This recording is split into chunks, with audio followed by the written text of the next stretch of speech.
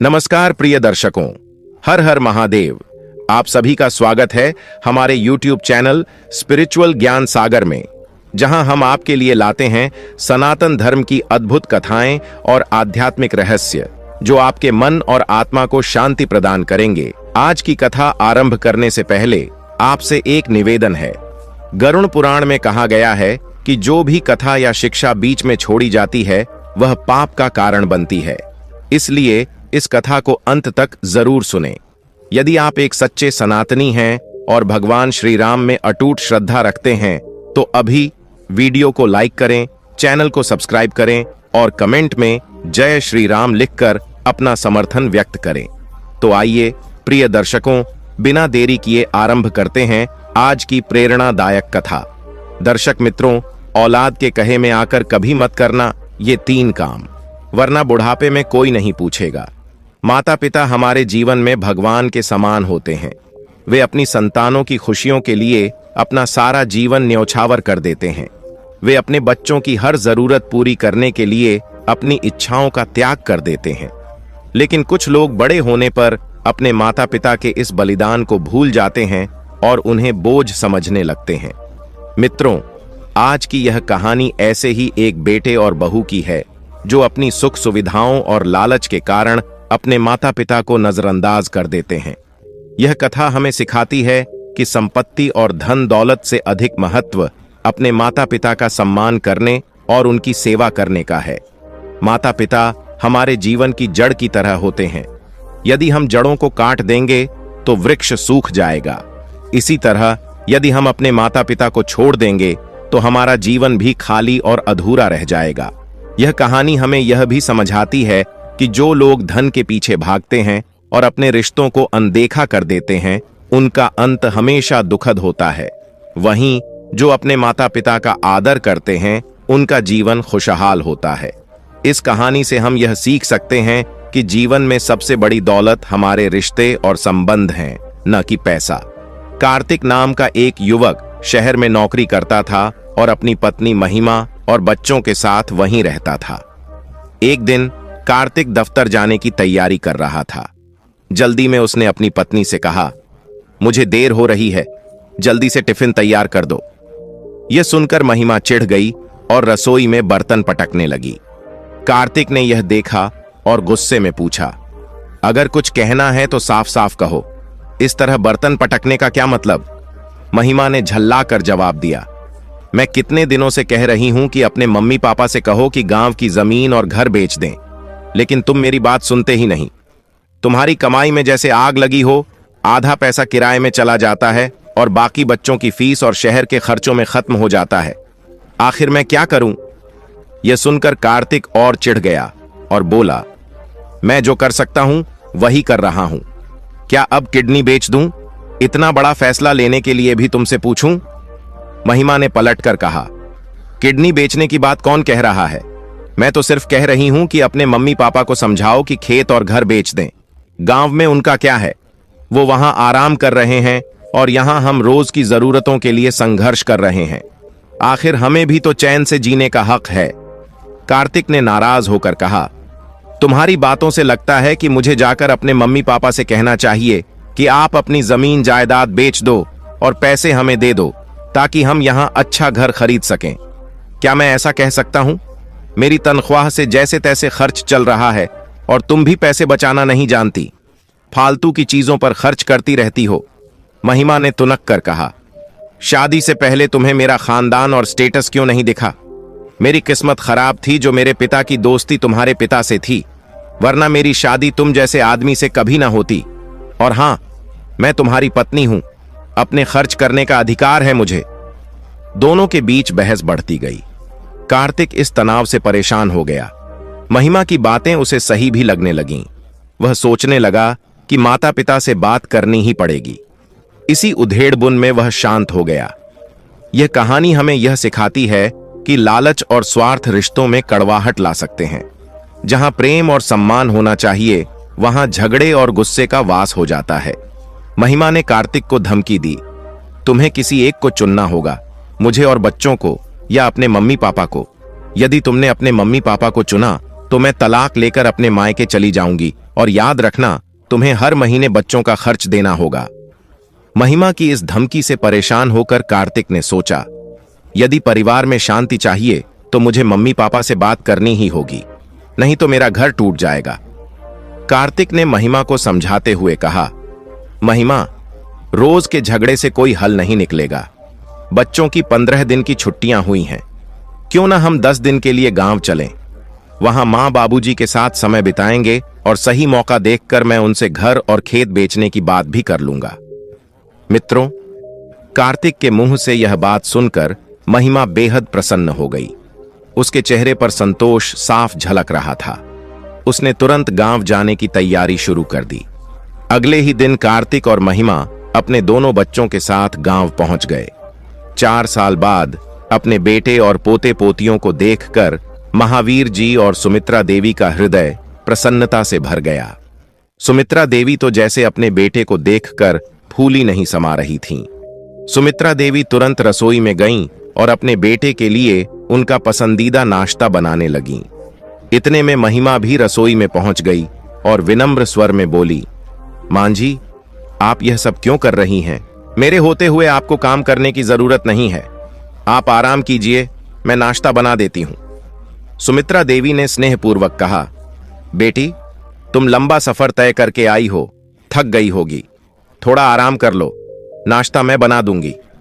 लेकिन महिमा ने रसोई का सारा काम अपने हाथ में ले लिया। उसकी मीठी बातें और सेवा भाव देखकर सुमित्रा देवी का दिल भर आया। उन्होंने सोचा, हमने तो समझा था कि कार्तिक शहर जाकर हमारे संस्कार भूल गया होगा, लेकिन नहीं, हमारे बेटे बहू तो आदर्श निकले। बहू तो मानो लक्ष्मी का रूप है, जो हमारी इतनी सेवा कर रही है। दूसरी ओर कार्तिक अपने पिता महावीर जी के साथ खेतों में काम करने जाने लगा। वह मजदूरों को खुद ढूंढ कर लाता और खेत के हर काम में मदद करता। वह अपने माता पिता का पूरा ध्यान रखता। उधर महिमा ने सुमित्रा देवी को अपनी सास नहीं बल्कि अपनी मां मान लिया। वह पूरे दिन उनके इर्द गिर्द रहती, उनकी सेवा करती। महिमा रोज सुमित्रा देवी के पैरों की मालिश करती, उनके बालों की देखभाल करती और उनकी पसंद के व्यंजन बनाकर खिलाती। लेकिन इन सब के पीछे उसका असली मकसद कुछ और था। वह अपनी मीठी बातों और सेवा के जरिए सुमित्रा देवी से उनकी संपत्ति और जमीन जायदाद की जानकारी हासिल कर रही थी। सुमित्रा देवी और महावीर जी यह सोचकर अत्यंत प्रसन्न थे कि उनका बेटा और बहू संस्कारी और स्नेहिल हैं। वे मन ही मन गर्व महसूस कर रहे थे, लेकिन उन्हें यह नहीं पता था कि उनके बेटे और बहू के इरादे कुछ अलग हैं। मित्रों, यह कहानी हमें सिखाती है कि कभी कभी मधुर शब्द और दिखावटी व्यवहार के पीछे गहरी चालाकी छिपी होती है। इसीलिए ऐसे लोगों से सावधान रहना आवश्यक है। सुमित्रा देवी अक्सर अपने बेटे बहू की सेवा देखकर भावुक हो जाती थीं। एक दिन उन्होंने महावीर जी से कहा, हमने कार्तिक को कितने प्यार से पाला है और आज उसकी यह सेवा और सम्मान हमें मिल रहा है। हमें तो बेवजह ही चिंता हो रही थी कि शहर जाकर बेटा बदल जाएगा। बहू भी बड़े घराने से है। मैंने सोचा था कि वह घमंडी होगी और हमारे साथ अच्छा व्यवहार नहीं करेगी, लेकिन हमारी बहू तो साक्षात लक्ष्मी बनकर घर में आई है। महावीर जी ने सुमित्रा देवी की बात का समर्थन किया। दोनों ही बेटे बहू के इस व्यवहार से बहुत खुश थे। गांव के लोग भी महावीर जी की प्रशंसा करते हुए कहते, महावीर जी, आपका बेटा बड़ा संस्कारी निकला, शहर जाकर भी अपने संस्कार नहीं भूला। आप बड़े भाग्यशाली हैं। यह सुनकर महावीर जी का सीना गर्व से चौड़ा हो जाता। धीरे धीरे महावीर जी और सुमित्रा देवी के मन में यह विचार आने लगा कि क्यों न वे अपने बेटे बहू के साथ शहर में रहें। एक दिन महावीर जी ने कार्तिक से पूछा, बेटा, शहर में तुमने कितने कमरे का मकान किराए पर लिया है? कार्तिक ने जवाब दिया, पिताजी, घर तो बस 2 कमरों का है। एक कमरा रसोई बना लिया है और दूसरे में हम सोते हैं। बच्चों को पढ़ाई में दिक्कत होती है तो वे कभी छत पर तो कभी बालकनी में पढ़ाई करते हैं। मेरी आधी तनख्वाह तो किराए में ही खत्म हो जाती है, बाकी बच्चों की फीस और खर्चों में चली जाती है। यह सुनकर महावीर जी गंभीर होकर बोले, बेटा, यह तो सही बात नहीं है। मैं सोच रहा था कि क्यों न गांव का घर बेच दिया जाए। इससे जो पैसा मिलेगा उससे शहर में एक अच्छा सा अपना मकान ले लेंगे। हमें भी तुम्हारे साथ रहने का मन है। महावीर जी की यह बात सुनकर कार्तिक और महिमा की खुशी का ठिकाना नहीं रहा। यही तो वह बात थी जो कार्तिक अपने पिता से कहना चाहता था। महिमा खुशी खुशी बोली, पिताजी, यह तो बहुत अच्छा होगा। आप और मां हमारे साथ शहर चलेंगे, हम साथ रहेंगे और बच्चों को भी अपने दादा दादी का प्यार मिलेगा। सुमित्रा देवी ने भी इस बात का समर्थन किया और बोली, मैं भी यही सोच रही थी, लेकिन आपके डर से कुछ कह नहीं पा रही थी। अब देर मत करिए, जल्दी से गांव का घर बेचकर हमारे साथ चलिए। वहां हम सब मिलकर नया घर खरीदेंगे और खुशी खुशी रहेंगे।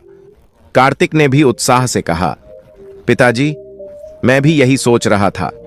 कार्तिक ने सुझाव दिया, जब हम शहर जा ही रहे हैं तो क्यों ना यहां की जमीन और खेत भी बेच दें। इन्हें भला कौन देखेगा। इससे जो धन प्राप्त होगा उसका कुछ भाग बचाकर हम एक छोटा सा व्यवसाय शुरू कर सकते हैं। महावीर जी ने यह सुनकर कहा, बेटा, यह जमीन हमारी पैतृक संपत्ति है, इसे बेचना सही नहीं लगता। मुश्किल समय में जमीन ही सहारा बनती है, लेकिन अगर तुम ऐसा सोचते हो तो मैं इस पर विचार करूंगा। हालांकि महावीर जी ने कार्तिक और महिमा के कहने पर सहमति जताई, परंतु उनके मन में अपनी पैतृक जमीन बेचने को लेकर असमंजस बना हुआ था। इस बीच कार्तिक और महिमा अपनी योजना की सफलता पर मन ही मन प्रसन्न हो रहे थे। दोस्तों, यह कहानी यह दर्शाती है कि किस तरह प्रेम और सेवा की आड़ में स्वार्थ छिपा हो सकता है। महावीर जी ने अपनी पैतृक जमीन और मकान बेचने का निर्णय लेने से पहले अपने गांव के पुराने मित्र सिद्धार्थ जी से सलाह लेने का विचार किया। जब महावीर जी ने सिद्धार्थ जी को अपनी योजना बताई कि वे अपनी जमीन और मकान बेचकर शहर में बेटे बहू के साथ रहना चाहते हैं और वहां एक छोटा सा कारोबार शुरू करना चाहते हैं, तो सिद्धार्थ जी ने गंभीरता से कहा, मित्र, देखो, बच्चों के लिए कमाना कोई गलत बात नहीं है। इसमें कोई बुराई नहीं कि तुम अपनी संपत्ति बेचकर बच्चों के साथ रहो, लेकिन एक बात याद रखना, आजकल अखबार, मोबाइल और टीवी में अक्सर ऐसी खबरें पढ़ने और सुनने को मिलती हैं कि बच्चे अपने माता पिता को वृद्धाश्रम भेज देते हैं या तीर्थ यात्रा के बहाने कहीं छोड़ आते हैं। इसलिए मेरी सलाह है कि तुम अपनी पूरी संपत्ति न बेचो, कुछ हिस्सा अपने पास बचाकर रखो, ताकि भविष्य में किसी विपत्ति के समय वह तुम्हारे काम आए। बेटा बहू के साथ रहना गलत नहीं है, लेकिन अपनी सुरक्षा का ध्यान रखना बहुत आवश्यक है। सिद्धार्थ जी की बातों पर सोच विचार करते हुए महावीर जी ने आखिरकार अपनी जमीन और मकान बेचने का निर्णय लिया और अपने बेटे कार्तिक और बहू महिमा के साथ दिल्ली जाने का निश्चय किया। शहर पहुंचने के बाद उन्होंने वहां एक नया मकान खरीदा और वहीं रहने लगे। शुरुआत में सब कुछ ठीक चल रहा था। कार्तिक और महिमा दोनों अपने माता पिता का खूब ध्यान रखते थे। कार्तिक सुबह कार्यालय जाता था, लेकिन शाम को अपने माता पिता के साथ समय बिताता था। महिमा भी अपनी सास ससुर की पूरी सेवा करती थी।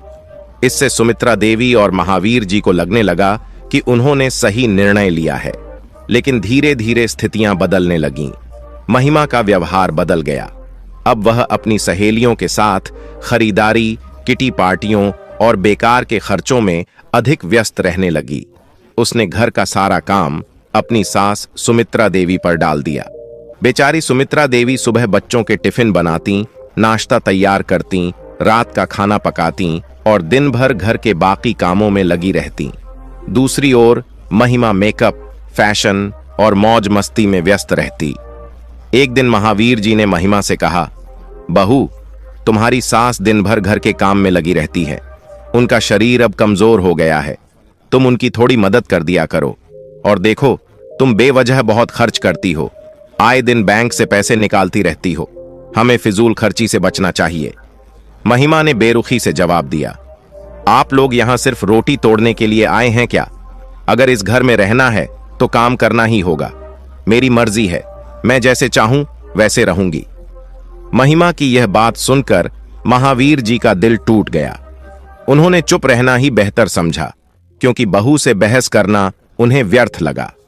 इस बीच कार्तिक भी अपने माता पिता से दूरी बनाने लगा।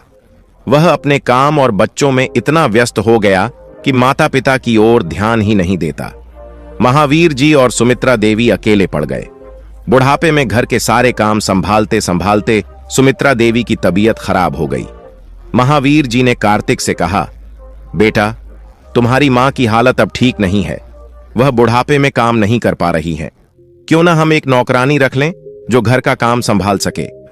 दोस्तों, रिश्तों में प्रेम और सम्मान की जगह अगर स्वार्थ ले ले तो परिस्थितियां कैसे बदल जाती हैं। जब महावीर जी ने कार्तिक से सुमित्रा देवी की तबीयत को लेकर नौकरानी रखने की बात कही तो कार्तिक ने सीधा जवाब दिया, पिताजी, नौकरानी को तनख्वाह देने के लिए पैसे कहां से आएंगे? घर का खर्च पहले ही मुश्किल से चल रहा है, जो थोड़ा बहुत बचता है वह भी खत्म हो रहा है, और घर के काम मां और महिमा मिलकर संभाल सकती हैं। नौकरानी की जरूरत नहीं है। कार्तिक के इस उत्तर ने महावीर जी के मन को गहरी चोट दी। उन्हें अब पूरी तरह से एहसास हो गया कि उनके बेटे और बहू की मिठास भरी बातें और सेवा के पीछे केवल स्वार्थ छिपा हुआ था। यह सब उनके संपत्ति हथियाने के लिए किया गया एक दिखावा था। कुछ समय बाद कार्तिक और महिमा ने ऐलान किया, बच्चों की छुट्टियां हो गई हैं तो हम बाहर घूमने जा रहे हैं, आप लोग अपना ख्याल रखें।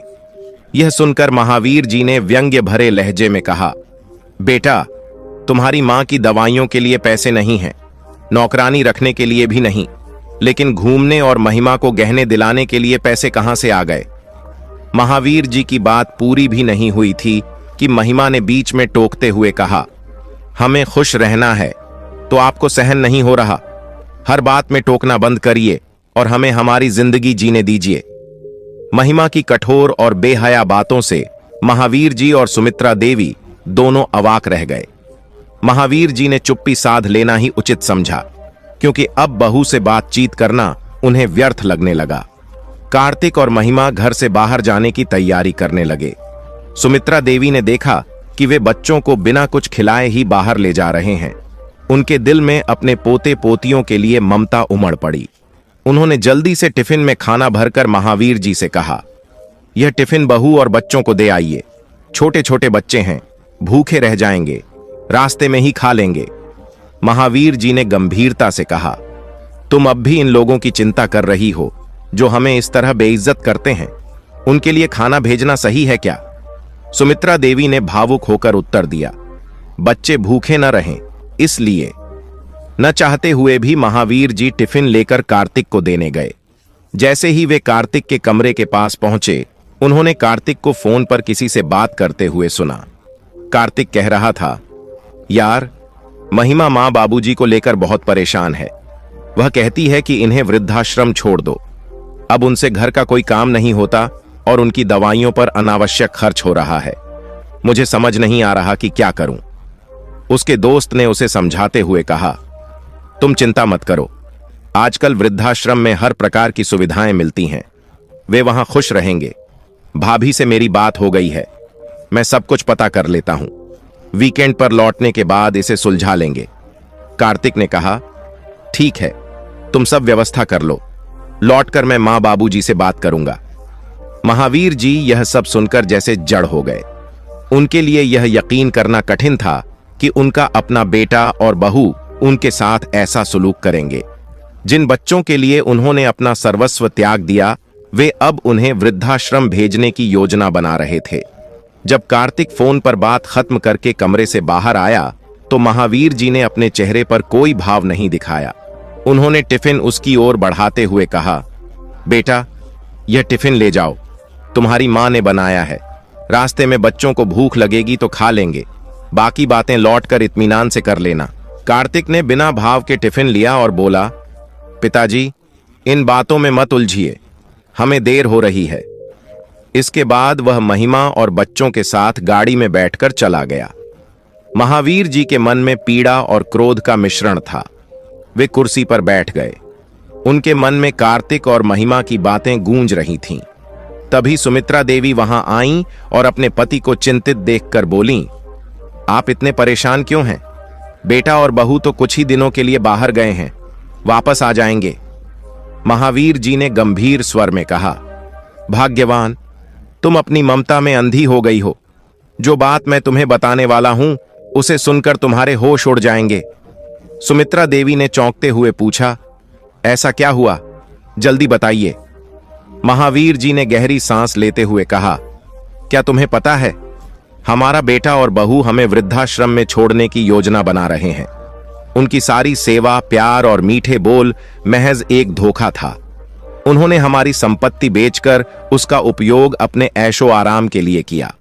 अब जब हम उनके लिए भार बन गए हैं और हमारे पास कुछ नहीं बचा, तो वे हमें वृद्धाश्रम छोड़ने का सोच रहे हैं। यह सुनकर सुमित्रा देवी के पैरों तले से जमीन खिसक गई। वह रोते हुए फूट फूट कर कहने लगीं, यह तो मैंने कभी सोचा भी नहीं था। और बोली, हमने क्या गलती की थी? हमने तो उन्हें अपना सब कुछ दे दिया, फिर क्यों हमारे बच्चों ने हमारे साथ ऐसा किया? महावीर जी ने उन्हें शांत करने की कोशिश करते हुए कहा, भाग्यवान, अब रोने का वक्त नहीं है। जब तक मैं जिंदा हूं, तुम्हें चिंता करने की आवश्यकता नहीं है। मैं जानता हूं कि अब क्या करना है और इनसे कैसे निपटना है। तुम जल्द ही देखोगी। दोस्तों, यह कहानी दिखाती है कि ममता में अंधे माता पिता कैसे अपने बच्चों की वास्तविकता को देर से पहचानते हैं। एक हफ्ते बाद कार्तिक और महिमा अपनी छुट्टियां खत्म कर बच्चों के साथ घर लौटे। जैसे ही उन्होंने घर का दरवाजा खोला, उन्होंने बालकनी और घर के भीतर अजनबी लड़कियों को घूमते देखा। यह देखकर महिमा घबरा गई और बोली, अरे कार्तिक, ये लड़कियां हमारे घर में क्या कर रही हैं? ये कौन है और यहां क्यों आई हैं? तब कार्तिक भी हैरान हुआ और उसने उन लड़कियों से पूछा, आप लोग कौन हैं और हमारे घर में क्या कर रही हैं? लड़की ने उत्तर दिया, भैया, हम लोग पास के कॉलेज में पढ़ाई करती हैं और आपके दादाजी ने यह रूम हमें किराए पर दिया है। हम यहां रहने आए हैं। यह सुनकर कार्तिक और महिमा चौंक गए और जोर जोर से महावीर जी को बुलाने लगे। थोड़ी देर में महावीर जी अंदर से बाहर आए और पूछा, क्या हुआ? क्यों इतना शोर मचा रहे हो? महिमा गुस्से में बोली, बाबूजी, आपने क्या किया? बिना हमसे पूछे आपने घर को किराए पर दे दिया। आपकी हिम्मत कैसे हुई ऐसा करने की? महावीर जी ने शांत स्वर में जवाब दिया, घर मेरा है। मैंने जो सही समझा वो किया। तुम क्या सोचते थे, मुझे वृद्धाश्रम भेज दोगे और तुम लोग इस घर में रहोगे? अब तुम लोग इस घर से निकलो। यह सुनकर महिमा चिल्लाई, बाबूजी, आप भूल रहे हैं कि यह घर हमारा है। हमने इसे खरीदा है। यह सुनकर महावीर जी हंसते हुए बोले, बहन, शायद तुम भूल रही हो कि जब यह घर खरीदा गया था तो टैक्स के पैसे बचाने के लिए रजिस्ट्री तुम्हारी मां सुमित्रा देवी के नाम पर करवाई गई थी। यह घर तुम्हारा नहीं, तुम्हारी मां के नाम पर है और अब इस घर में तुम्हारे लिए कोई जगह नहीं है। यह सुनकर कार्तिक और महिमा का चेहरा उतर गया। इतने में सुमित्रा देवी कमरे से बाहर आईं और गुस्से में कार्तिक को एक थप्पड़ मारते हुए बोलीं, तुझ जैसी औलाद से तो बेऔलाद रहना अच्छा है। अपने माता पिता को वृद्धाश्रम भेजने का सोचते हुए तुझे शर्म नहीं आई? तूने हमें सिर्फ इस्तेमाल किया, हमारी संपत्ति हड़प ली और जब हमसे काम नहीं आया तो हमें बोझ समझ लिया। अब अपना सारा सामान उठाओ और यहां से निकल जाओ। तुम्हारे जैसे बेटे और बहू की हमें कोई जरूरत नहीं है। सुमित्रा देवी का यह गुस्सा देखकर कार्तिक और महिमा चुप हो गए। उन्होंने फिर भी कुछ कहने की कोशिश की, लेकिन महावीर जी ने एक भी शब्द नहीं सुना। उन्होंने साफ साफ कहा, तुम्हारा सारा सामान हमने स्टोर रूम में रख दिया है। उसे उठाओ और यहां से चले जाओ। जैसे तुमने हमें घर से निकालने की योजना बनाई थी, अब तुम खुद इस घर से निकल रहे हो।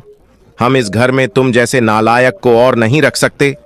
आखिरकार कार्तिक और महिमा को अपना सामान उठाकर अपने बच्चों के साथ वह घर छोड़ना पड़ा। दोस्तों, यह कहानी हमें यह सिखाती है कि माता पिता का अपमान और उनके साथ धोखा करने का परिणाम हमेशा बुरा होता है। जो बच्चे अपने माता पिता का सम्मान नहीं करते और स्वार्थ में अंधे हो जाते हैं, वे कभी खुश नहीं रहते। माता पिता का आशीर्वाद और प्यार ही हमारी सबसे बड़ी संपत्ति है। इसका सम्मान करें और अपने कर्तव्यों को न भूलें। औलाद के कहने में आकर कभी भी ये 3 काम न करें, वरना बुढ़ापे में दर दर भटकना पड़ेगा और कोई आपसे बात भी नहीं करेगा। माता पिता अपने बच्चों के लिए हर त्याग करने को तैयार रहते हैं, लेकिन कई बार संतान के दबाव में आकर माता पिता ऐसे फैसले ले बैठते हैं जो उनके भविष्य को खतरे में डाल देते हैं। बुढ़ापे में आराम और आत्मसम्मान से जीने के लिए यह जरूरी है कि माता पिता अपनी संपत्ति और अधिकारों का विवेकपूर्ण उपयोग करें। आइए जानते हैं वे 3 गलतियां जिनसे माता पिता को बचना चाहिए। अपनी पुश्तैनी संपत्ति और जमीन कभी न बेचें।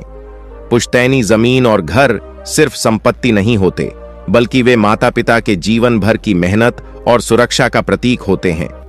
कई बार बच्चे माता पिता पर दबाव डालते हैं कि वे यह संपत्ति बेचकर उन्हें पैसे दे दें ताकि उनका जीवन आसान हो सके, लेकिन ऐसा करना माता पिता के लिए घातक हो सकता है।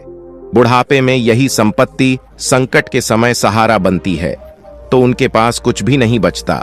बच्चों के कहने पर यह सोचकर संपत्ति बेचना कि इससे परिवार में खुशहाली आएगी, एक बड़ी गलती हो सकती है। संपत्ति बेचना तभी उचित होता है जब माता पिता खुद के लिए उसका सही इस्तेमाल करना चाहें, न कि किसी दबाव में आकर। दूसरी बात, अपनी सारी संपत्ति बच्चों के नाम न कर दें। अक्सर माता पिता अपने प्यार के चलते अपनी पूरी संपत्ति बच्चों के नाम कर देते हैं, यह सोचते हुए कि बच्चे उनका ध्यान रखेंगे, लेकिन वास्तविकता यह है कि कई बार संतान संपत्ति मिलने के बाद माता पिता की जिम्मेदारी से बचने लगती है। वे उन्हें बोझ समझने लगते हैं और उन्हें वृद्धाश्रम भेजने तक की स्थिति बन जाती है। अपनी मेहनत से अर्जित संपत्ति को हमेशा अपने पास सुरक्षित रखें। अगर आप अपनी सारी संपत्ति बच्चों के नाम कर देते हैं तो बुढ़ापे में खुद को असहाय महसूस कर सकते हैं। बच्चों को मदद देना गलत नहीं है, लेकिन अपनी सुरक्षा के लिए थोड़ी संपत्ति अपने पास रखना बहुत महत्वपूर्ण है। नंबर 3, माता पिता का जीवन अनुभवों से भरपूर होता है। वे अपने फैसले खुद लेने में सक्षम होते हैं, लेकिन कई बार बच्चों के कहने पर अपनी स्वतंत्रता और निर्णय लेने का अधिकार बच्चों को दे देते हैं, यह सोचते हुए कि बच्चे उनका भला करेंगे। लेकिन जब माता पिता अपनी स्वतंत्रता खो देते हैं तो वे अपने ही घर में मेहमान की तरह रहने लगते हैं। उन्हें बच्चों के नियमों और शर्तों पर चलना पड़ता है। इससे न केवल उनका आत्मसम्मान आहत होता है, बल्कि मानसिक रूप से भी वे कमजोर हो जाते हैं। माता पिता को हमेशा अपने जीवन के फैसले खुद लेने चाहिए, चाहे वह संपत्ति से जुड़े हों या उनके जीवन के अन्य पहलुओं से। माता पिता का बच्चों से प्रेम और विश्वास होना जरूरी है, लेकिन यह भी जरूरी है कि वे विवेकपूर्ण निर्णय लें। अपनी संपत्ति, स्वतंत्रता और अधिकारों का त्याग न करें, इन्हें सुरक्षित रखें ताकि बुढ़ापे में आत्मनिर्भर और सम्मानजनक जीवन जी सकें। याद रखें, प्यार के साथ साथ सतर्कता और समझदारी भी जरूरी है। यही आपकी सबसे बड़ी ताकत है। तो दोस्तों, उम्मीद है कि आपने इस कहानी से कुछ सीखा होगा। तो चलिए अपनी बहुमूल्य राय कमेंट में साझा करें। मिलते हैं आपसे अगली वीडियो में एक और चर्चा के साथ। आप सभी का बहुत बहुत धन्यवाद। जय श्री कृष्णा।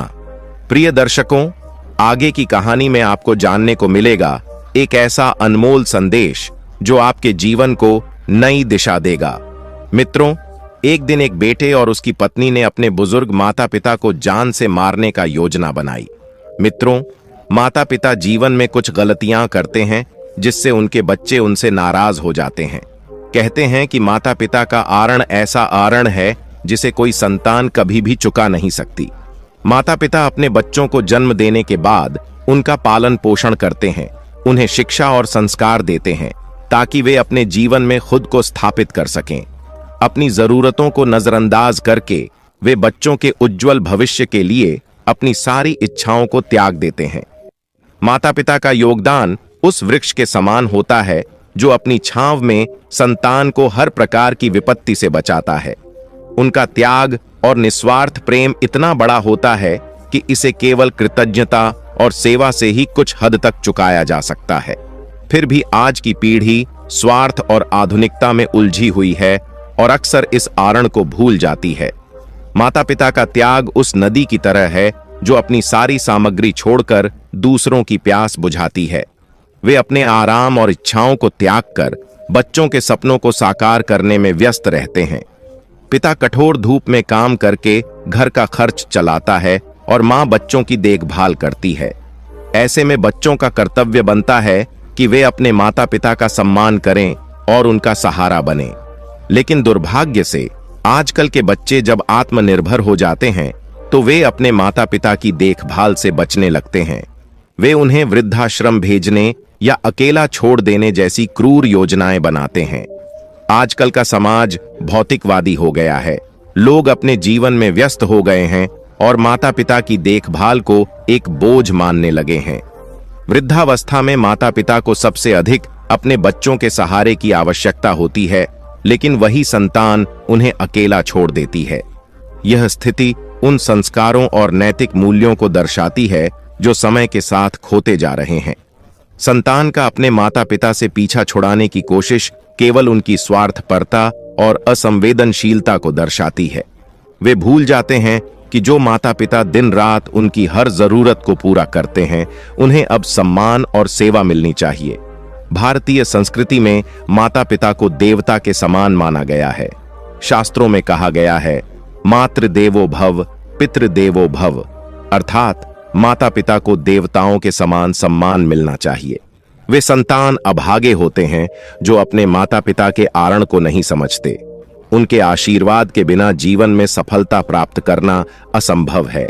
यदि कोई संतान अपने माता पिता को कष्ट पहुंचाती है तो उसका भविष्य अंधकारमय हो जाता है। आजकल की पीढ़ी में नैतिक शिक्षा का अभाव है और वे भौतिक इच्छाओं के प्रभाव में इतने स्वार्थी हो गए हैं कि वे अपने माता पिता के योगदान को भूल जाते हैं। यह भूल जाते हैं कि जिस तरह से वे अपने माता पिता के साथ व्यवहार कर रहे हैं, वैसे ही उनका व्यवहार आने वाली पीढ़ी के साथ हो सकता है। मित्रों, माता पिता का आरण चुकाना संभव नहीं है, लेकिन उन्हें सम्मान, सेवा और प्यार देकर उनके जीवन को आसान और सुखमय बनाया जा सकता है। यह हर संतान की जिम्मेदारी है कि वह अपने माता पिता का सहारा बने, न कि उन्हें बोझ समझे। जो लोग अपने माता पिता से पीछा छुड़ाने की कोशिश करते हैं, वे केवल अपने जीवन में दुखों को आमंत्रित नहीं करते, बल्कि समाज के पतन का कारण भी बनते हैं। यह कहानी सिद्धार्थ और राधिका की है, जो एक साधारण और मेहनती दंपति थे। उन्होंने अपनी पूरी जिंदगी की मेहनत के बाद अपने इकलौते बेटे अर्जुन और उसकी पत्नी दिव्या के सहारे अपना बुढ़ापा आराम से बिताने का सपना देखा था। लेकिन नियति ने उनके लिए कुछ और ही योजना बनाई। एक दिन दिव्या, जो स्वभाव से स्वार्थी और तेज तर्रार थी, अपने पति अर्जुन से कहने लगी, अर्जुन, मैं अब तुम्हारे माँ बाप को और नहीं झेल सकती। मुझे उन्हें संभालते हुए 5 साल हो गए हैं। या तो उन्हें वृद्धाश्रम भेज दो या मैं अपने मायके चली जाऊंगी। मैं अब और नहीं सह सकती। अर्जुन, जो अपनी पत्नी के प्रभाव में था, दिव्या को समझाने की कोशिश करते हुए बोला, प्रिय, तुम तो जानती हो कि मैं तुम्हारे बिना एक पल भी नहीं रह सकता। तुम मायके जाने की बात मत करो।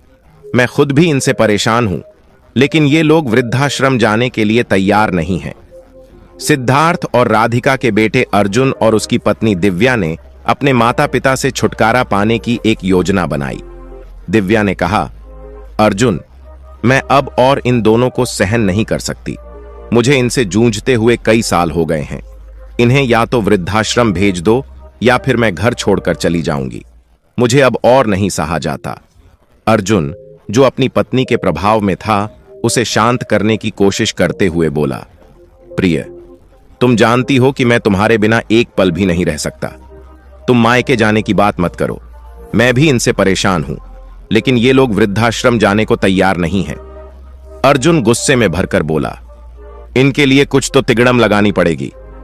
दिव्या ने चिढ़ते हुए कहा, तिगड़म लगाओ या जो भी करो, मुझे इनसे छुटकारा चाहिए।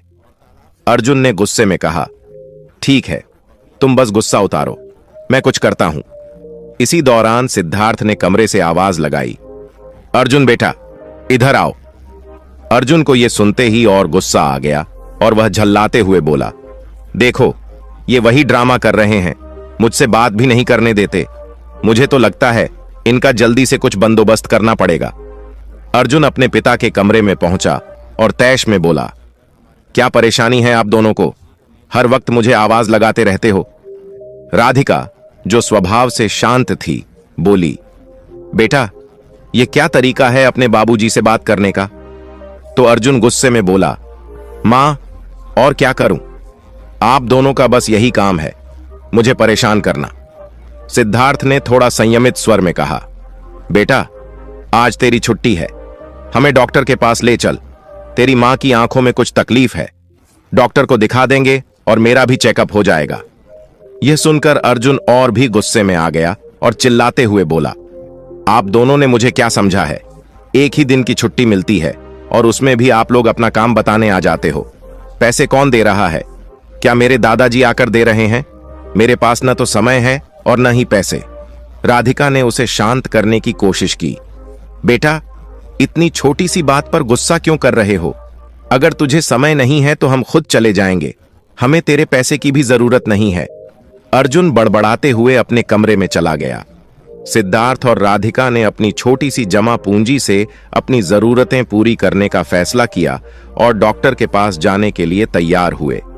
वे डॉक्टर के पास गए, लेकिन उनके बेटे और बहू का व्यवहार उन्हें बहुत दुखी कर रहा था।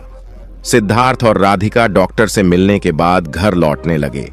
इस बीच दिव्या और अर्जुन ने एक क्रूर योजना बनाई थी। दिव्या ने फिर से अपने पति अर्जुन पर दबाव डाला। ये लोग हमें चैन से जीने नहीं देंगे, जल्दी कुछ करना होगा। अर्जुन ने कहा, हाँ जल्दी कुछ करना होगा, लेकिन पहले मुझे सोचने दो, और हाँ, मुझे एक बढ़िया सी कॉफी बना लाओ। दिव्या किचन में चली गई और अर्जुन अपने दिमाग में एक योजना बना रहा था।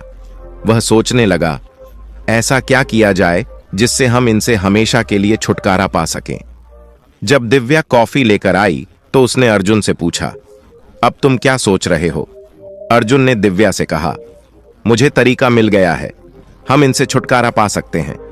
दिव्या ने उत्सुकता से पूछा, क्या तरीका है? अर्जुन ने उसके कान में योजना बताई।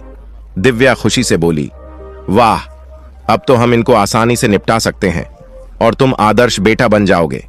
उन्होंने एक दूसरे का हाथ मिलाया और योजना को लागू करने की तैयारी शुरू कर दी। अगले दिन दिव्या ने रसोई में जाकर खुद दूध गर्म किया और अपनी योजना को आगे बढ़ाने का मन बना लिया। एक दिन दिव्या एक गिलास गर्म दूध लेकर सिद्धार्थ और राधिका के पास गई। बाबूजी, आपके लिए गर्म दूध लाई हूं, इसे पी लीजिए, दिव्या ने कहा। यह सुनकर दोनों हैरान रह गए। राधिका ने आश्चर्य से पूछा, बहू, तुम यह सब? दिव्या मुस्कुराते हुए बोली, मां, आप ऐसा क्यों सोच रही हैं? मैंने आपके लिए प्यार से दूध लाया है, पी लीजिए। खुशी और हैरानी से सिद्धार्थ और राधिका ने दूध लिया और पीने लगे। दूध पीने के बाद दिव्या ने राधिका के पैर दबाने शुरू कर दिए। यह देख राधिका चकित हो गई। उन्हें कभी भी यह उम्मीद नहीं थी कि उनकी बहू ऐसा करेगी। कुछ समय बाद अर्जुन भी कमरे में आया और अपने पिता के पैर दबाने लगा। यह नजारा सिद्धार्थ और राधिका के लिए बहुत अप्रत्याशित था। वे दोनों इस बदले हुए व्यवहार को समझ नहीं पा रहे थे। अर्जुन और दिव्या ने थोड़ी देर तक सेवा का दिखावा किया और फिर अपने कमरे में चले गए। अपने कमरे में पहुंचकर दिव्या ने अर्जुन से कहा, अब बर्दाश्त नहीं हो रहा है, जल्दी से यह काम खत्म करो।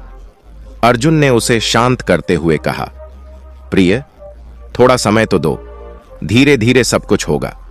ये दोनों अब अपनी अंतिम यात्रा के लिए तैयार हो रहे हैं। अर्जुन और दिव्या ने एक दूसरे को तसल्ली दी और सोने चले गए। सिद्धार्थ और राधिका अपने बेटे बहू के बदले हुए व्यवहार से खुश थे। उन्हें लगा कि शायद अब उनके बच्चों को समझ आ गई है, लेकिन उन्हें यह नहीं पता था कि यह बदला हुआ व्यवहार एक बड़ी साजिश का हिस्सा था, जो उनके लिए एक नई चुनौती लेकर आ रहा था। सिद्धार्थ और राधिका इस नई अच्छाई से अनजान थे।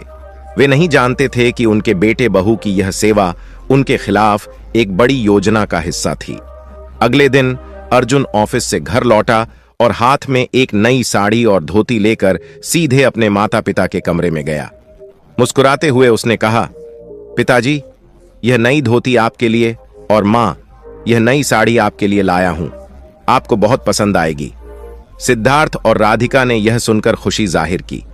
राधिका ने साड़ी को हाथ में लेकर कहा, बेटा, तुम्हारा यह प्यार देखकर मन खुश हो गया है, भगवान तुम्हें हमेशा खुश रखे। सिद्धार्थ ने भी कहा, अर्जुन, हमें तो अब जरूरत नहीं थी, लेकिन यह सोचकर खुशी हो रही है कि तुम्हारे दिल में हमारे लिए जगह बनी हुई है। अर्जुन ने कुछ देर उनके पास बैठकर बातें की और फिर अपने कमरे में चला गया। कमरे में पहुंचकर उसने राहत की सांस ली और सोफे पर बैठकर अपनी पत्नी दिव्या से कहा, प्रिय, ये बूढ़े जाते जाते भी खर्च करवा रहे हैं। दिव्या ने मुंह बनाते हुए कहा, कोई बात नहीं प्रिय, अपने काम के लिए थोड़ा खर्च करना पड़ता है, लेकिन अब जल्दी से मिशन पूरा करो, मुझे यह ढोंग ज्यादा दिन सहन नहीं करना पड़ेगा। दिव्या जानती थी कि सिद्धार्थ को गुड़ की खीर बहुत पसंद है। उसी शाम उसने गुड़ की खीर बनाई और सीधे उनके कमरे में पहुंची। बाबूजी, मैंने आपके लिए खीर बनाई है। मुझे पता था कि आपको इसका बहुत मन कर रहा होगा, दिव्या ने कहा। यह सुनकर राधिका ने हैरानी से पूछा, बहू, तुम्हें कैसे पता चला कि तुम्हारे बाबूजी को खीर का मन था? दिव्या मुस्कुराते हुए बोली, मां, जैसे आप बिना कुछ कहे अपने बच्चों की हर ख्वाहिश समझ लेती हो, वैसे ही बच्चों को भी मां बाप के मन की बातें समझ में आ जाती हैं। मुझे बस आभास हुआ और मैंने खीर बना दी। दिव्या की यह बात सुनकर सिद्धार्थ और राधिका भावुक हो गए। सिद्धार्थ ने खीर खाते हुए कहा, भगवान ने हमारे बच्चों को सद्बुद्धि दी है। अर्जुन सिद्धार्थ और राधिका का इकलौता बेटा था। सिद्धार्थ ने अपनी छोटी सी नौकरी से घर का खर्च चलाया और बेटे की पढ़ाई में कोई कमी नहीं की। उनकी पत्नी राधिका भी समझदार और सहनशील थीं। उन्होंने अपने पति की कमाई से थोड़ा बचाकर एक जमीन खरीदी और उस पर अपना छोटा सा घर बना लिया था। जब अर्जुन छोटा था तो सिद्धार्थ की आय सीमित थी, लेकिन उन्होंने कभी बेटे की पढ़ाई में कोई कमी नहीं आने दी। अर्जुन को अच्छे स्कूल और कॉलेज में पढ़ाया और आखिरकार उसे बिजली विभाग में सरकारी नौकरी मिल गई। जब अर्जुन की शादी की बात आई तो रिश्तेदारों ने दिव्या का सुझाव दिया। दिव्या, जो देखने में मासूम और सरल स्वभाव की लगती थी, अर्जुन और उसके माता पिता को पसंद आ गई। लेकिन यह मासूमियत केवल दिखावा थी। शादी के बाद दिव्या ने धीरे धीरे अपना असली रूप दिखाना शुरू कर दिया था। वह हर छोटी छोटी बात पर सिद्धार्थ और राधिका को ताने मारने लगी। अगर वे कुछ कह देते तो वह पूरा घर सिर पर उठा लेती थी। सिद्धार्थ, जो स्वभाव से थोड़े गुस्सैल थे, कभी कभी दिव्या की बातों पर नाराज हो जाते थे, लेकिन राधिका हमेशा अपने शांत स्वभाव से माहौल को संभाल लेती थीं। शादी से पहले अर्जुन अपने माता पिता की खूब सेवा करता था और उनका सम्मान करता था, लेकिन शादी के बाद वह दिव्या के प्रभाव में आ गया। दिव्या की मीठी बातों और झूठे प्यार में फंसकर उसने अपने माता पिता से दूरी बना ली और अब वह हर वक्त दिव्या की तारीफ करता था। दिव्या ने अर्जुन को इस प्रकार अपनी बातों में फंसा लिया था कि वह अपने माता पिता पर चिल्लाने लगा। हर छोटी सी बात पर वह उन्हें डांटने और अपमानित करने लगा। दिव्या और अर्जुन का यह बदला हुआ व्यवहार केवल एक साजिश थी। उन्होंने मिलकर एक ऐसा खेल शुरू किया था जिसका उद्देश्य सिद्धार्थ और राधिका से हमेशा के लिए छुटकारा पाना था। माता पिता के लिए अर्जुन का यह रूप एक बड़े झटके से कम नहीं था, लेकिन वे यह सब सहन कर रहे थे। उन्हें यह समझ में नहीं आ रहा था कि उनका खुद का बेटा, जिसे उन्होंने सच्चे प्यार और कड़ी मेहनत से पाला था, अब उनके साथ ऐसा क्यों कर रहा है। अर्जुन, जो अपने पद और अधिकार का गलत इस्तेमाल करने में माहिर हो चुका था, अब अपने माता पिता से छुटकारा पाने की योजना पर तेजी से काम कर रहा था। बिजली विभाग में काम करने वाला अर्जुन रिश्वत लेकर अपने जीवन स्तर को ऊंचा करने की कोशिश करता था। किसी के घर में उपकरण देखकर वह तरह तरह के बहाने बनाकर लोगों को तंग करता और उनसे जुर्माना वसूल करता। उसके पिता सिद्धार्थ हमेशा उसे समझाते थे, बेटा, रिश्वत लेना गलत है, चाहे कम में गुजारा करना पड़े, लेकिन ईमानदारी से कमाओ। लेकिन अर्जुन अपने पिता की बातों से चिढ़ जाता और उनसे बहस करने लगता। आप मेरी खुशियों से जलते हैं। आप नहीं चाहते कि मैं अपनी पत्नी के साथ अच्छा जीवन बिताऊं। हर बार मेरे काम में टांग अड़ते रहते हैं। यह सुनकर सिद्धार्थ का खून खौल उठता और एक दिन गुस्से में आकर उन्होंने अर्जुन को थप्पड़ मार दिया। यह बात अर्जुन के दिल में गहरे तक चुभ गई और उसने अब ठान लिया कि वह अपने माता पिता से छुटकारा पाएगा। 3 दिन बाद अर्जुन ने अपनी योजना को अमल में लाने का पहला कदम उठाया। एक रात वह अपने माता पिता के कमरे में गया और झूठी माफी मांगने लगा। बाबूजी, उस दिन ऑफिस के तनाव में मैंने आपको गलत बातें कह दी थीं, मुझे माफ कर दीजिए। सिद्धार्थ, जो एक पिता थे, ने अपने बेटे को माफ करते हुए कहा, कोई बात नहीं बेटा, हर किसी से गलती हो जाती है। अर्जुन ने आगे बढ़ते हुए पूछा, बाबूजी, आपको और मां को डॉक्टर के पास फिर से कब जाना है? राधिका ने कहा, बेटा, कल डॉक्टर ने हमें बुलाया है। अर्जुन ने राधिका का हाथ पकड़ते हुए कहा, मां, मैं आपको और बाबूजी को कल खुद डॉक्टर के पास लेकर जाऊंगा, लेकिन इससे पहले मैं आपको भगवान के दर्शन करवाना चाहता हूं। पास में एक अच्छा मंदिर है, मेरे दोस्त ने बताया। पहले हम दर्शन करेंगे, फिर डॉक्टर के पास चले जाएंगे। यह सुनकर सिद्धार्थ और राधिका खुश हो गए और उन्हें लगा कि शायद अब उनके बेटे को समझ आ गई है। अगले दिन सुबह अर्जुन ने अपने माता पिता और पत्नी दिव्या को गाड़ी में बैठाया और डॉक्टर के पास ले गया। डॉक्टर से चेकअप करवाने और दवाइयां दिलाने के बाद वह गाड़ी को एक सुनसान हाईवे की ओर मोड़ दिया। सिद्धार्थ और राधिका को यह अजीब लगा। राधिका ने पूछा, बेटा, यह मंदिर कितनी दूर है? दिव्या ने नाटक करते हुए कहा, जी, मुझे भी डर लग रहा है। कब तक पहुंचेगा? अर्जुन ने गाड़ी चलाते हुए जवाब दिया, लगता है गलती से हम हाईवे पर आ गए हैं, लेकिन चिंता मत करो, मैं सही रास्ता ढूंढ लूंगा। थोड़ी देर बाद गाड़ी अचानक से रुक गई और घर घर की आवाजें आने लगीं। अर्जुन परेशान होने का नाटक करते हुए गाड़ी से बाहर निकला और बोनट खोलकर चेक करने लगा। उसने गाड़ी के बोनट को जोर से पटकते हुए कहा, गाड़ी खराब हो गई है, लगता है मैकेनिक को बुलाना पड़ेगा। आप लोग यहीं रुकें, मैं पास में मैकेनिक को ढूंढ लाता हूं। राधिका घबराते हुए बोली, बेटा, यह रास्ता बड़ा खतरनाक लग रहा है, आसपास जंगल है, तुम आराम से जाना और जल्दी वापस आना।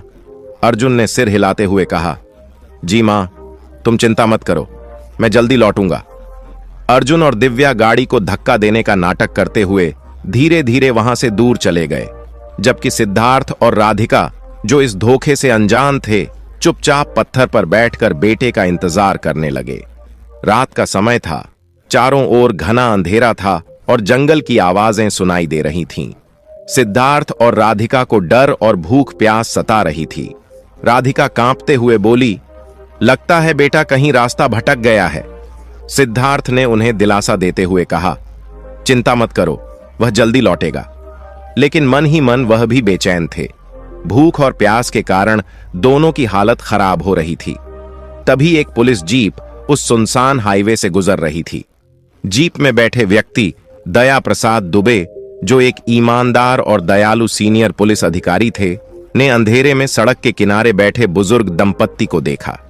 जीप रोकते हुए वह उनके पास आए और बोले, चाचा जी, आप लोग इतनी रात में सुनसान जगह पर अकेले क्या कर रहे हैं? राधिका ने हिम्मत जुटाकर सारी बात बताई। यह सुनकर दुबे जी को गहरा धक्का लगा और उनके चेहरे पर गुस्सा और दुख साफ झलक रहा था। उन्होंने कहा, आप लोग मेरे साथ चलिए, ऐसी निर्दय संतान के भरोसे रहने का कोई फायदा नहीं है। आप मेरे साथ मेरे क्वार्टर पर रहिए, वहां आप सुरक्षित रहेंगे। दुबे जी ने सिद्धार्थ और राधिका को अपनी जीप में बैठाया और उन्हें अपने घर ले गए। वहां उन्होंने उन्हें खाना खिलाया और आराम करने को कहा। आप लोग चिंता मत कीजिए, मैं यहां अकेला रहता हूं, दुबे जी ने कहा। आप जब तक चाहें मेरे साथ आराम से रह सकते हैं, ऐसी संतान पर कोई विश्वास नहीं किया जा सकता। सिद्धार्थ और राधिका का रो रो कर बुरा हाल था। उन्हें यकीन नहीं हो रहा था कि उनका इकलौता बेटा, जिसे उन्होंने इतना प्यार और त्याग देकर पाला था, ऐसा घिनौना काम कर सकता है। सिद्धार्थ ने अपने आंसू पोंछते हुए कहा, हमने अपने बेटे के लिए क्या कुछ नहीं किया, उसकी हर जरूरत पूरी की, अपनी इच्छाओं को मारा। उसकी मां तो हल्की सी सर्दी में भी रात भर जागकर उसकी देखभाल करती थी, लेकिन आज उसने हमें इस हालत में छोड़ दिया। क्या हमारी परवरिश में कोई कमी रह गई थी? दया प्रसाद दुबे ने उन्हें ढांढस बंधाते हुए कहा, चाचा जी, आप लोग चिंता मत करें, मैं आपके लिए न्याय जरूर दिलाऊंगा। ऐसी संतान को सबक सिखाना बहुत जरूरी है। वहीं अर्जुन और दिव्या घर पहुंचकर खुशियां मना रहे थे। अब तो उन्हें चैन मिल जाएगा, क्योंकि उनसे पीछा छूट चुका था।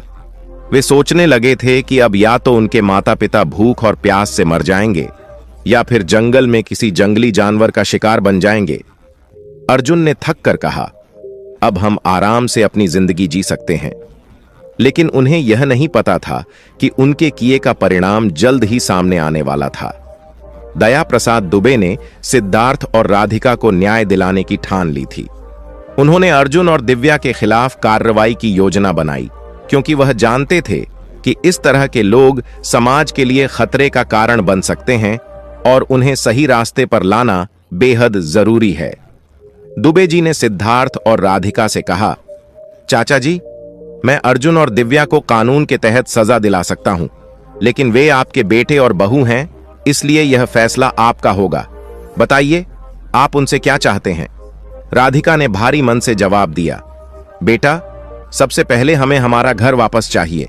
वह घर हमारा सपना था, जिसे हमने अपने खून पसीने से बनाया था। उन्होंने हमें उस घर से बाहर निकाल दिया। उस घर पर उनका कोई अधिकार नहीं है। बाकी तुम जो उचित समझो वो करो। सिद्धार्थ ने सहमति में सिर हिलाते हुए कहा, हाँ बेटा, हम सिर्फ इतना चाहते हैं कि हमारा घर हमें वापस मिल जाए और हमें सम्मान से जीने का अधिकार मिल जाए। बाकी जो भी सजा तुम्हें ठीक लगे तुम दो। दुबे जी ने सिद्धार्थ और राधिका से अर्जुन और दिव्या की सारी जानकारी ली और फिर उन्होंने अपने घर पर काम करने वाली महिला से कहा कि सिद्धार्थ और राधिका का अच्छे से ख्याल रखें।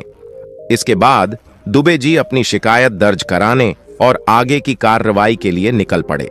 कुछ दिनों में दुबे जी ने अर्जुन और दिव्या के खिलाफ कानूनी नोटिस तैयार करवा लिया और उन्हें भेज दिया। इस बीच अर्जुन और दिव्या अपने रोजमर्रा के जीवन में व्यस्त थे। पड़ोसियों ने उनसे कई बार राधिका और सिद्धार्थ के बारे में पूछा था कि वे कहां गए हैं। अर्जुन ने झूठ बोलते हुए कहा, वे 4 धाम की यात्रा पर गए हैं, इसलिए वे दिखाई नहीं देते। एक रविवार को अर्जुन और दिव्या ने अपने घर पर पार्टी रखी थी। तेज म्यूजिक बज रहा था और वे दोस्तों के साथ नाच गाने में व्यस्त थे। टेबल पर तरह तरह के व्यंजन सजे थे और दोनों बहुत खुश थे। लेकिन तभी उन्हें एक नोटिस मिला। नोटिस पढ़ते ही उनकी खुशी जैसे गायब हो गई। नोटिस में लिखा था, यह घर सरकारी जमीन पर अवैध रूप से बना है, इसे खाली करने के लिए 3 दिन का समय दिया जाता है। अर्जुन और दिव्या घबराए और तुरंत वकीलों के पास भागे, लेकिन किसी ने उनकी मदद नहीं की। दुबे जी ने पहले ही सारे रास्ते बंद कर दिए थे। घर खाली करने की अंतिम तारीख आने पर दुबे जी खुद अर्जुन और दिव्या के घर पहुंचे और सख्त लहजे में कहा, आपके पास अब केवल 3 दिन हैं। अगर आपने घर खाली नहीं किया तो पुलिस कार्रवाई की जाएगी। अर्जुन और दिव्या ने बचने के बहुत प्रयास किए, लेकिन अंततः उन्हें घर खाली करना पड़ा। मजबूरी में वे एक छोटे से किराए के मकान में शिफ्ट हो गए। दया प्रसाद दुबे की सख्त कार्रवाई के बाद अर्जुन और दिव्या को अपना घर छोड़कर एक छोटे से किराए के मकान में रहना पड़ा। सिद्धार्थ और राधिका ने चैन की सांस ली, क्योंकि उन्हें उनका घर और सम्मान वापस मिल चुका था। लेकिन दूसरी ओर अर्जुन और दिव्या के लिए यह जीवन संघर्षों का एक नया अध्याय शुरू हो गया था। नए किराए के मकान में आते ही दिव्या ने अर्जुन पर गुस्सा करना शुरू कर दिया। यह साधारण सा घर मेरे बस का नहीं है। इतनी गर्मी में बिना एसी के मैं नहीं रह सकती। अगर यहां रहना है तो अकेले रहो, मुझे मेरे मां के घर छोड़ दो। तब अर्जुन ने गुस्से में कहा, तुम ऐसे बोल रही हो जैसे मैं यहां खुशी से रह रहा हूं। थोड़ा सहन करो, मैं देखता हूं क्या हो सकता है। कुछ अच्छे वकीलों से संपर्क करता हूं, लेकिन याद रखो, हमें यह नोटिस सरकार की ओर से प्राप्त हुआ है। इसे चुनौती देना आसान नहीं होगा। तब दिव्या ने धमकाते हुए कहा, आपके पास सिर्फ 1 महीने का समय है। अगर कुछ नहीं किया तो मैं अपने मायके चली जाऊंगी। दर्शक बंधु, अर्जुन पहले से ही मानसिक तनाव में था, लेकिन उसकी परेशानियां यहीं खत्म नहीं हुई। एक दिन जब वह ऑफिस में काम कर रहा था तो उसे बिजली विभाग के एक वरिष्ठ अधिकारी से निलंबन का पत्र मिला। रिश्वत लेने और जनता को परेशान करने के आरोप में उसे और उसके 2 सहयोगियों को 1 साल के लिए निलंबित किया गया था। साथ ही 5 लाख रुपए का जुर्माना भी लगाया गया। मित्रों, यह पढ़कर अर्जुन के होश उड़ गए। वह कांपते हुए घर लौट आया और बिस्तर पर गिर पड़ा। दिव्या ने उसे उदास देखकर पूछा, क्या हुआ? आप ऐसे क्यों लग रहे हैं? अर्जुन ने टूटे हुए स्वर में कहा, सब कुछ खत्म हो गया है। हमें निलंबित कर दिया गया है। ऊपर से 5 लाख का जुर्माना भी लगाया गया है। अब हम क्या करेंगे? तब दिव्या ने ताने देते हुए कहा, यही सबक तुम्हारे बाबूजी पहले तुम्हें सिखा रहे थे। रिश्वत मत लो, अब भुगतो। अर्जुन गुस्से में आकर बोला, यह तुम कह रही हो? तुम्हारे खर्चों की वजह से ही मैं रिश्वत लेने को मजबूर हुआ। तुम ही तो मुझे उकसाती थी कि कहां छापा मारना है और किससे पैसे वसूलने हैं, अब मुझे ज्ञान मत दो। दोनों के बीच बहस बढ़ गई और एक दूसरे पर आरोप लगाए जाने लगे। रिश्वत से कमाई गई सारी बचत धीरे धीरे खत्म हो रही थी और ऊपर से मकान मालिक ने किराया बढ़ाने की बात की थी। अर्जुन ने निवेदन किया कि वह इतना किराया नहीं दे सकता, लेकिन मकान मालिक ने साफ कहा, या तो ज्यादा किराया दो या मकान खाली करो। अब अर्जुन और दिव्या के पास कोई विकल्प नहीं था। मकान खाली करने के बाद उन्हें फुटपाथ पर रहना पड़ा। जो अर्जुन कभी अपने पद का दुरुपयोग करके पड़ोसियों को तंग करता था, अब उनकी मदद मांगने पर भी उन्हें कोई सहारा नहीं मिला। उसकी छवि इतनी खराब हो चुकी थी कि किसी ने भी उनकी सहायता नहीं की। अब अर्जुन और दिव्या अपने कर्मों के परिणाम भुगत रहे थे। वे दोनों भूखे प्यासे फुटपाथ पर बैठे हुए अपने बर्बाद जीवन पर रो रहे थे। अर्जुन और दिव्या अपने किए का फल भुगतते हुए चिलचिलाती धूप में सड़क किनारे बैठे थे। उनके पास खाने पीने के लिए भी कुछ नहीं था। उनका शरीर भूख और प्यास से कमजोर हो चुका था। अपने साथ लाए सामान पर बैठकर वे बार बार मदद के लिए लोगों को फोन घुमा रहे थे, लेकिन किसी ने उनकी मदद के लिए हाथ नहीं बढ़ाया। अर्जुन ने दिव्या से कहा, हमने जो किया वही हमारे साथ हो रहा है। हमने अपने बूढ़े माँ बाप को मजदूरी में छोड़ दिया और आज किस्मत ने हमें उसी मजदूरी में फंसा दिया है।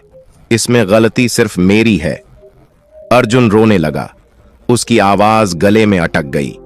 दिव्या ने भी रोते हुए कहा, हां अर्जुन, हमारी इस हालत के लिए हम खुद जिम्मेदार हैं।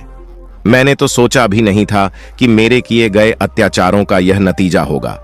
हम अपने माँ बाप को भगवान मानते हैं और मैंने ही उनके साथ इतना बुरा व्यवहार किया। मित्रों, दोनों फूट फूट कर रोने लगे। संगीत। इस बीच दूर चाय की चुस्की लेते हुए दया प्रसाद दुबे जी, जो सब कुछ देख रहे थे, उनके पास पहुंचे। अर्जुन ने उन्हें देखते ही पहचाना और कहा, सर, आप वही अफसर हैं जो उस दिन हमारे घर आए थे? दुबे जी ने गहरी नजरों से देखते हुए कहा, हां, मैं वही हूं। लेकिन तुम दोनों यहां इस हालत में क्यों बैठे हो? घर तो काफी समय पहले ही खाली कर दिया था, तब से क्या ऐसे ही भटक रहे हो? अर्जुन और दिव्या ने शर्म से सिर झुका लिया। दुबे जी ने कहा, चलो उठो, मेरे साथ जीप में बैठो। सामान यहीं रहने दो, मैं गाड़ी में मंगवा लूंगा। दोनों ने धन्यवाद किया और चुपचाप जीप में बैठ गए। जब दुबे जी की जीप सिद्धार्थ और राधिका के घर के सामने रुकी, तो अर्जुन और दिव्या को समझने में देर नहीं लगी कि वे अपने घर लौट आए हैं। अंदर जाते ही उन्होंने देखा कि सिद्धार्थ और राधिका शांत चित्त बैठे थे। उन्हें देखकर अर्जुन और दिव्या के पैरों तले जमीन खिसक गई।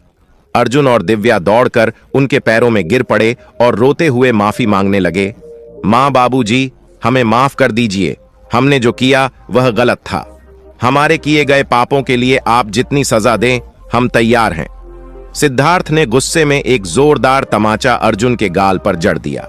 अर्जुन ने अपना दूसरा गाल आगे करते हुए कहा, बाबूजी, यह कम है।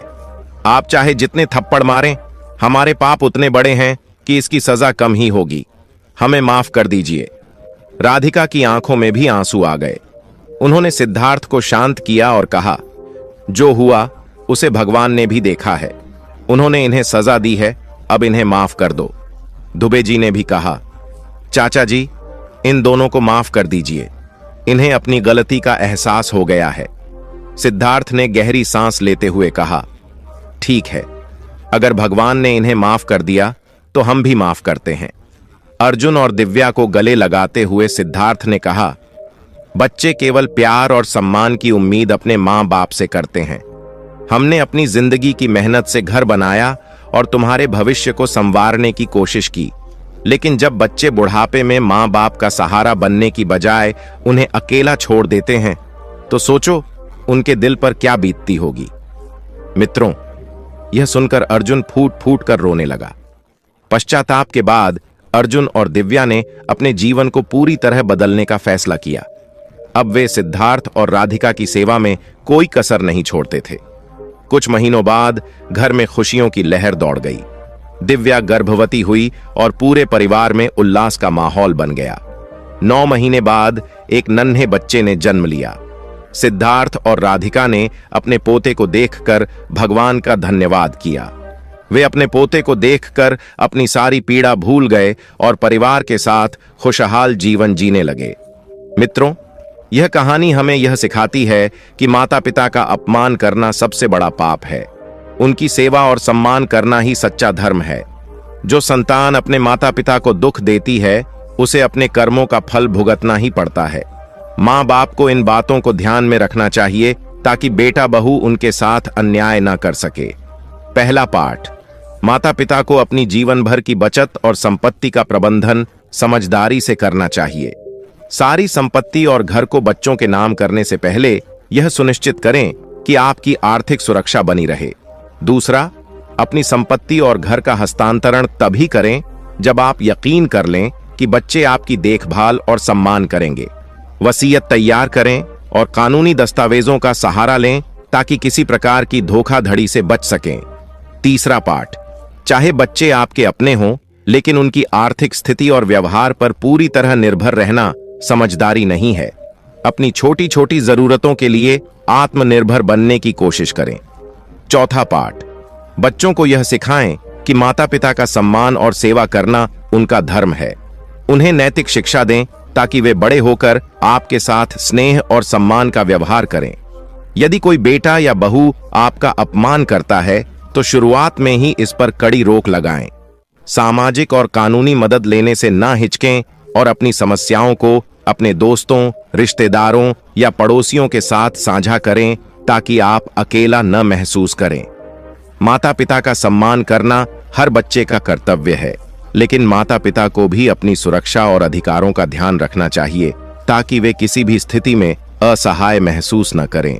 अब बात करते हैं कि बेटे ऐसे क्यों हो जाते हैं। तो पहला कारण है, जब माता पिता अपने बच्चों को बचपन से ही उनके कर्तव्यों और जिम्मेदारियों का एहसास नहीं कराते हैं तो बच्चे बड़े होकर स्वार्थी और लापरवाह बन जाते हैं। दूसरा कारण, आज का समाज भौतिक सुख सुविधाओं पर केंद्रित हो गया है। बेटा और बहू अपनी जिंदगी में इतने व्यस्त हो जाते हैं कि वे अपने माता पिता की देखभाल को समझने लगते हैं। तीसरा कारण, कई बार बेटे अपनी पत्नियों के प्रभाव में आ जाते हैं, खासकर यदि बहू स्वार्थी या असंवेदनशील हो। इस स्थिति में भी वे अपने माता पिता की जिम्मेदारियों को भूल जाते हैं।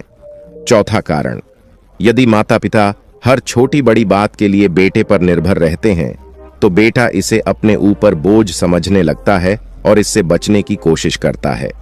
पांचवा कारण, यदि बेटे को लगता है कि माता पिता की संपत्ति जल्दी उनके नाम होनी चाहिए तो यह लालच उन्हें माता पिता के प्रति क्रूर बना सकता है। तो प्रिय भक्तों, इस कथा के बारे में आपके क्या विचार हैं?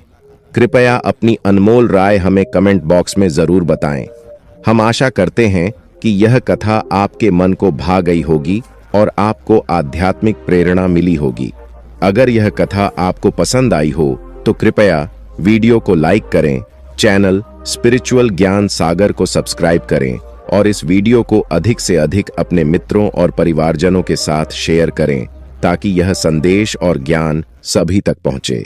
साथ ही कमेंट सेक्शन में जय श्री कृष्ण लिखकर अपनी श्रद्धा प्रकट करें। इस वीडियो को अंत तक देखने के लिए आप सभी का दिल से धन्यवाद। जय श्री राम।